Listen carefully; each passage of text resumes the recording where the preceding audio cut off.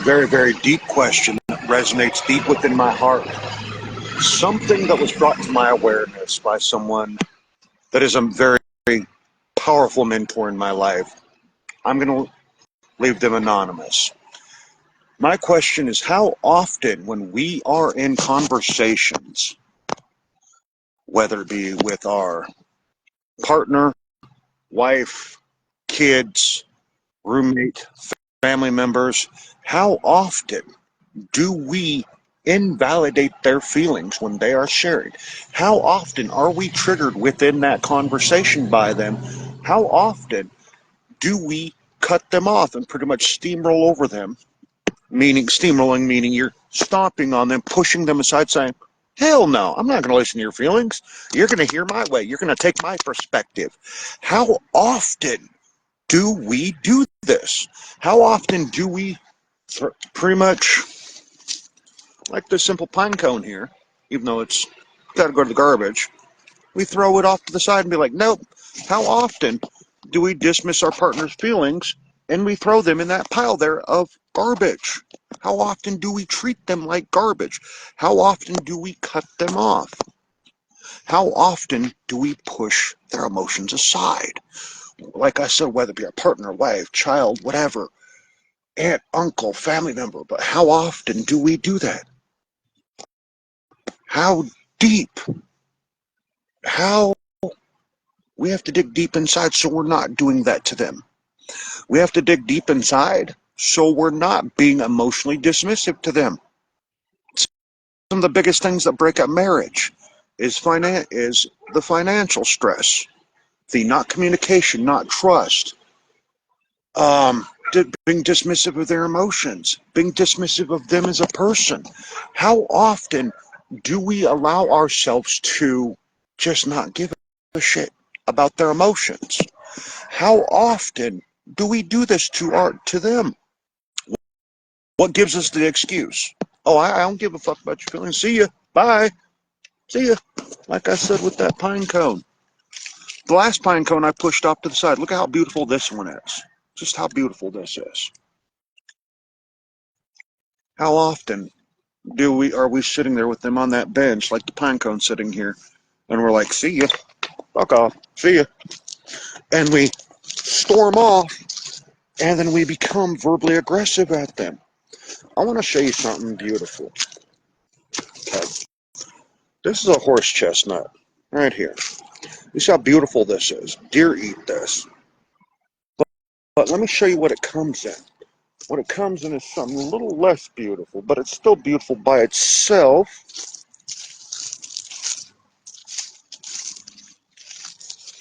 Let me walk around the yard here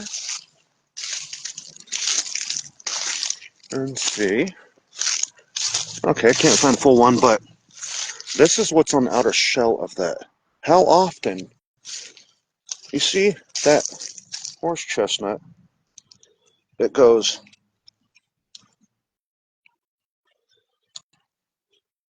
it fits right inside that. But look at the outer beauties. When you first, that's how your partner is literally taking off their shell and stepping out of their shell to literally be like, look, they're taking their defenses down, they're taking their spikes away, their armor completely off and sharing with you, hey, look, these are my emotions. I'm being vulnerable, and I'm letting you in me.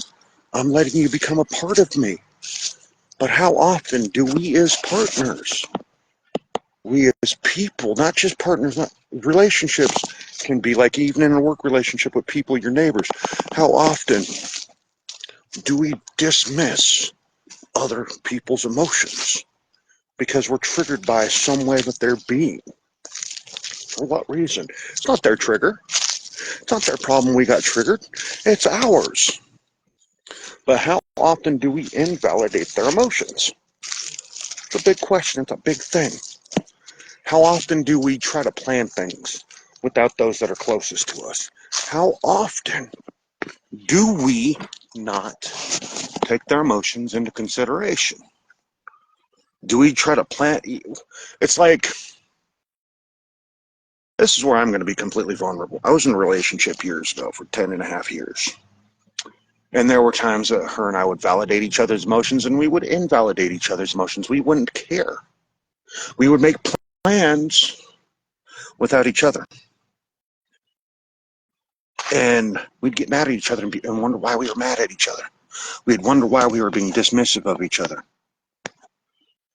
We would wonder why we get mad. What are we getting mad at? What are we really getting mad at? Are we getting mad at the fact that you're not listening to me? Or that I'm not listening to you? Or vice versa, we're talking at each other, not with each other. See, one of mine and her biggest problems was I would spend money on dumb shit. Shit I really didn't need. It's like you buy a toy for a kid and you'll sit to play for a little bit and he's like, yep, next one.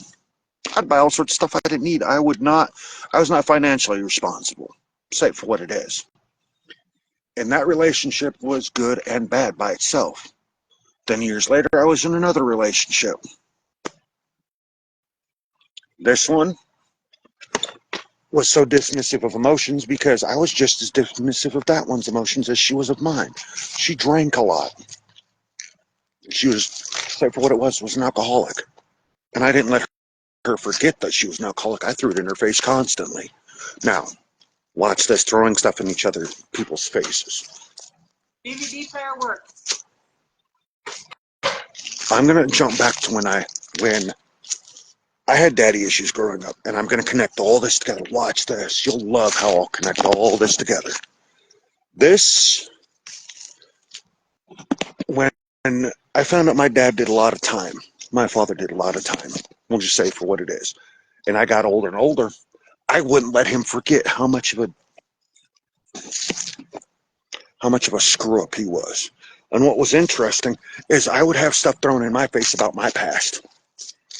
I'm going to put it out there. Yeah, I do have a history of going to jail. I'm going to put it out there in the open. And when I would get out and I did my stints in jail, I did 19 months in jail. And when I got out for what I did, I had thrown in my face for a long time. Now we're going to jump back when I used to live in Billings, Montana. And I left and came back several times. But yet each time I come back, I'd have stuff thrown in my face. And I would say, hey, look, that I try to make amends, but they didn't believe me. How many times did my father try to make amends and I wouldn't believe him? How many times did my other halves try to make amends or I try to make amends with them and they wouldn't believe me and I wouldn't believe them? I would steamroll over their emotions. How many times was when I was going out and buying stuff, money, using money? How many times was I emotionally dismissive of what I was buying when that money could have been used toward the house? How many times was I dismissive of their emotions just as I was dismissive of my father's emotions, him trying to make it right with me and him trying to step up and be a dad? But how many times did I hold on to that rage and that anger? Now we're going to bring it over to how we are that way with our partners, how we're that way with people around us.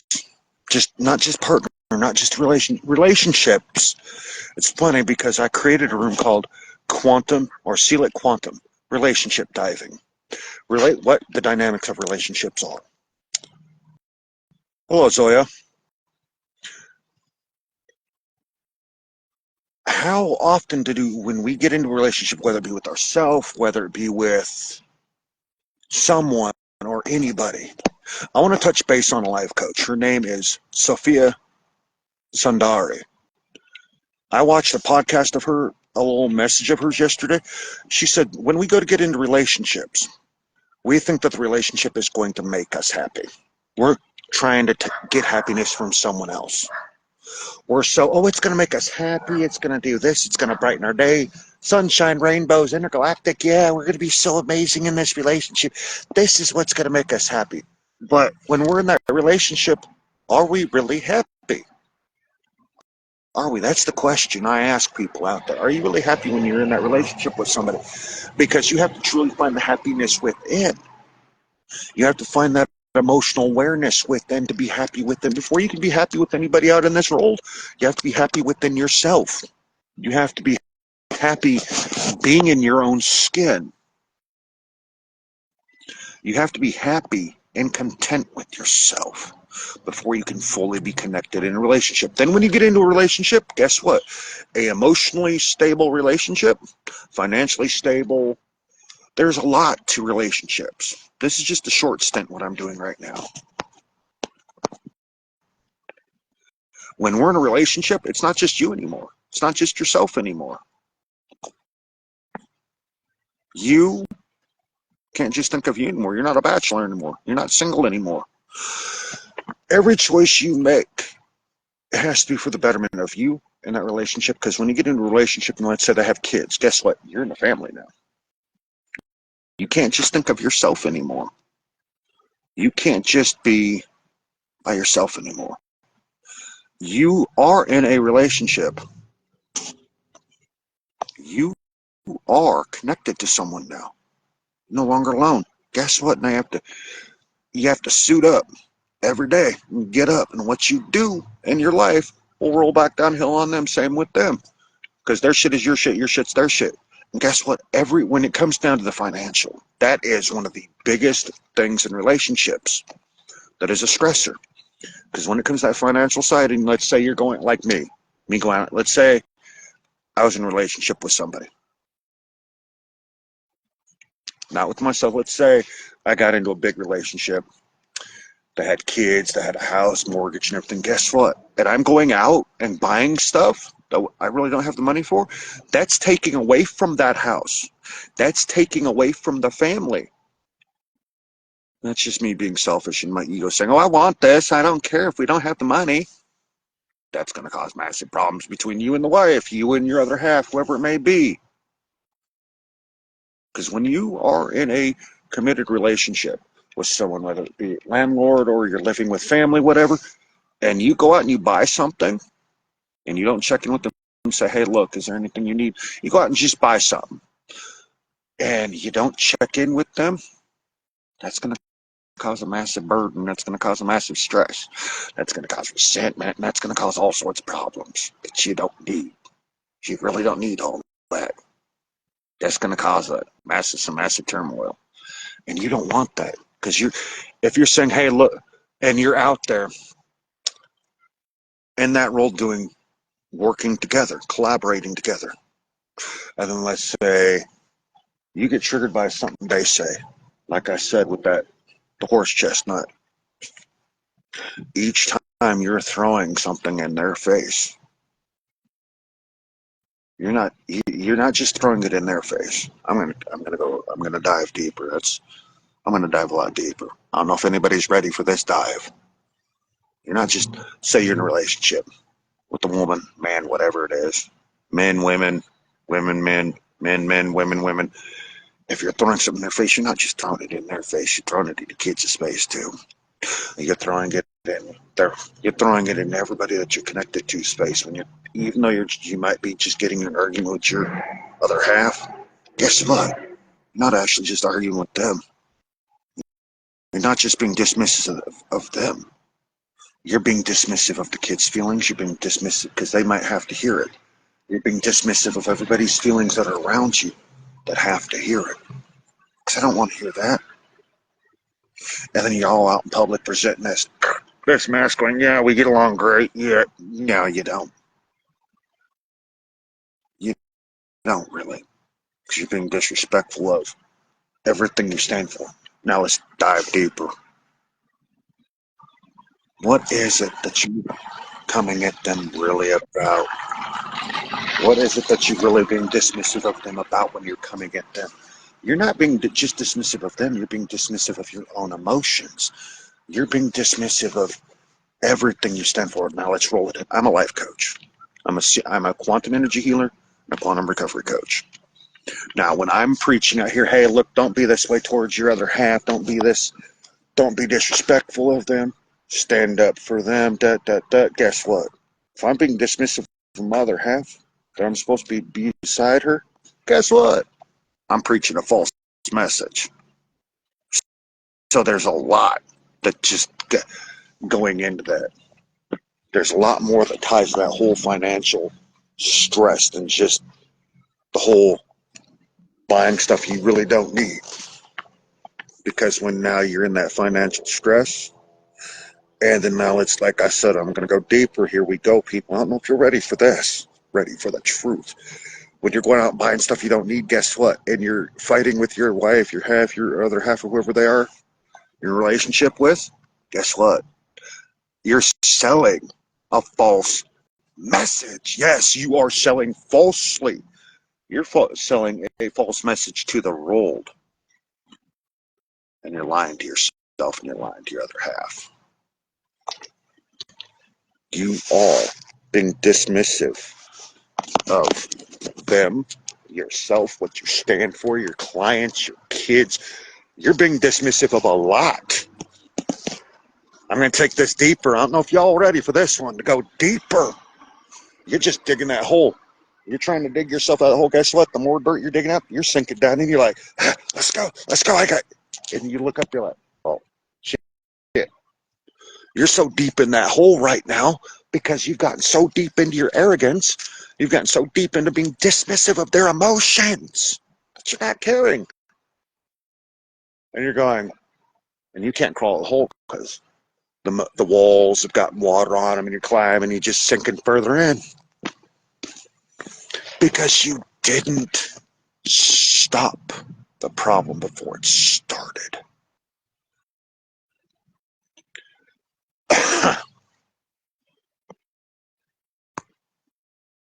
You didn't stop it before it got to that point. You were so dismissive of the emotions of your other half in the relationship that you're in, that you created that problem now. It went from being this little tiny twig to a full-grown forest now. That you're lost in now because you didn't fix it when you had that chance. And guess what? Your other half, you keep doing this to them, they're only going to put up with it for so damn long that they're going to be like, no, I ain't sticking around. An emotionally intelligent person be like, no, I ain't sticking around for this. I've been trying to get him to work on this for a while, and he doesn't want to do it. Now that you've got your not so emotionally intelligent person, it's going to be like, well, at least he's trying. Well, I guess it's what I got to accept. I got to accept all this mess right here. When you could have went and fixed the problem before it got to that point.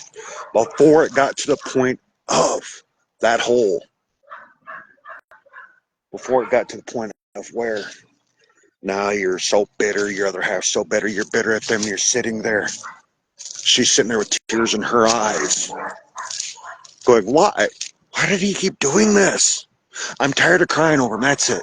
Time to get my ass. They pull their boots up. They put their boots on. They put their pants and they go, fuck this shit. We're done.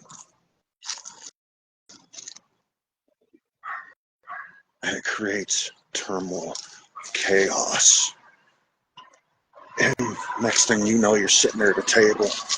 Divorce papers sitting there going, sign it. You know this is what you want. You'll be happier without me. But see, look where it all started at. A simple thing of being dismissive of your partner's emotions, going out and really buying that shit you really didn't need. Look at where this all began, something simple. See where that went? See how we start out with something so simple, and then it just spun out of control. And now that mountain there is where your other half's at, way down there, way off in the distance. You're standing here going, what did I do? What did I do wrong? Because you're not thinking clearly. When all you had to do was listen to your partner's emotions. That's all you had to do.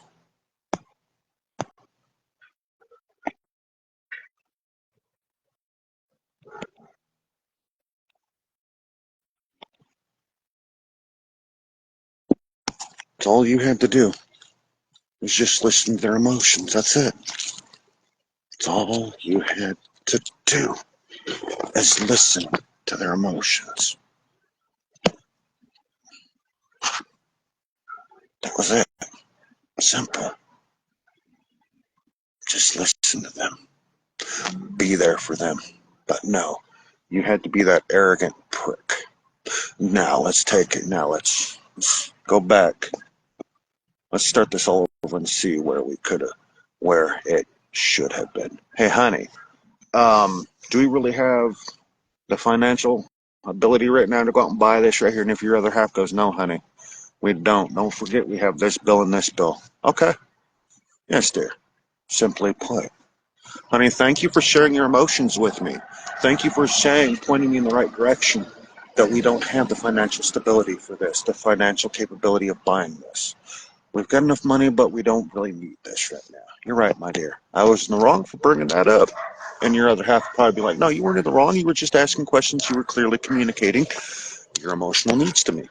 You were communicating something that you would like. But, honey, we need this and this. We need to get the tools we need to clean the yard. We need tools we need to fix this tree here.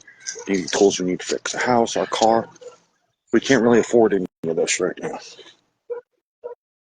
See?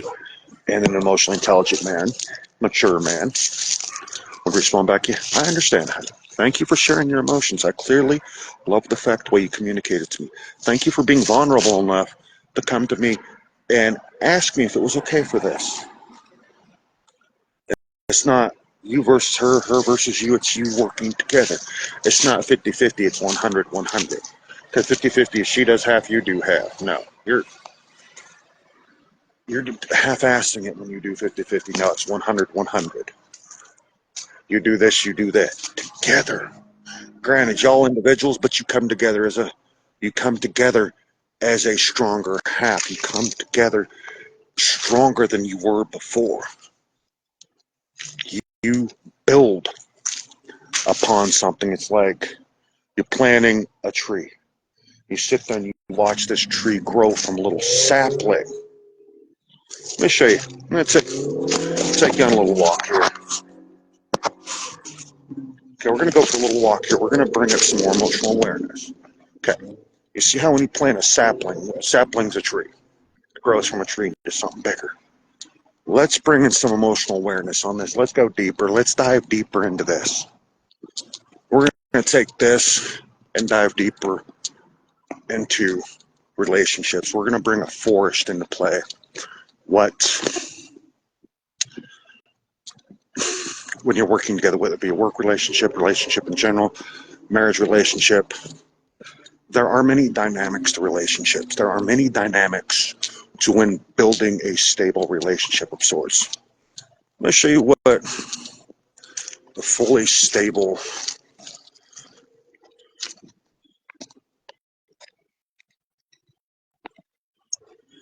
see, when you're working together, you can build all this together from that one tree.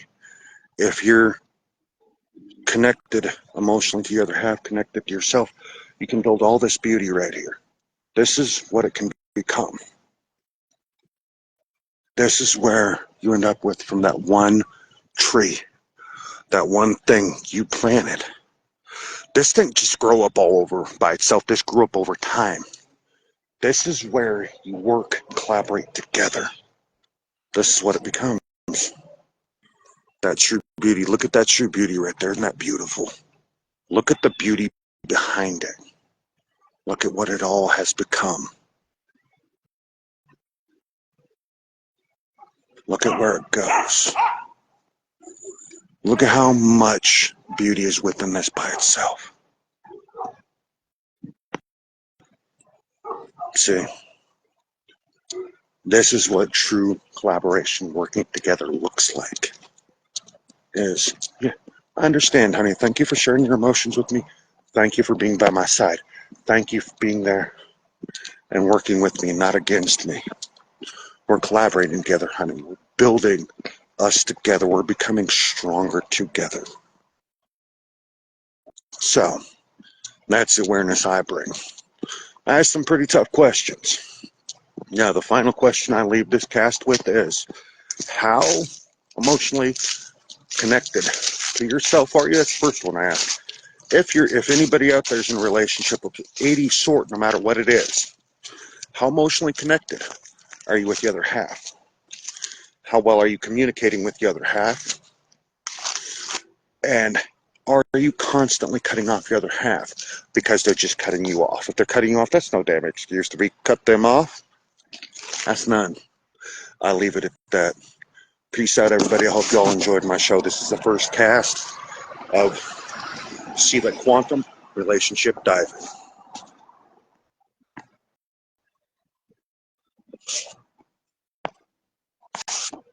This is the first, like I said, the first episode of Sealic Quantum Relationship Diving. I hope everybody enjoyed the show. Peace out, everybody. Love you all. Mwah.